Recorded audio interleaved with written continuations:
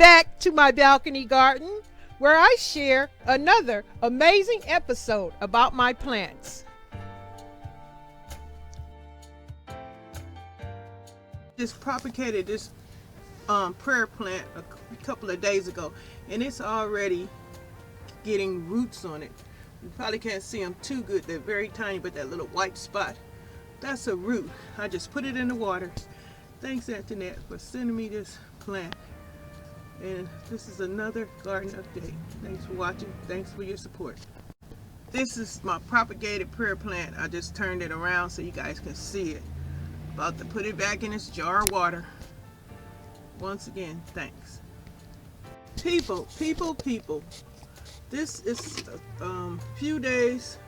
couple of days later from when I previously showed you the roots growing on this propagated prayer plant. So just updating and letting you see the roots have extended some more, and you can really see them now. Those white worm looking things, those are the roots of the prayer plant.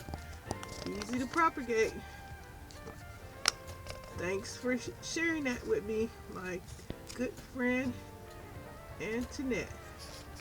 Another fine gardener. Loves her plants just like I do. Alright, so this is an update, my garden update, sharing my propagated prayer plant.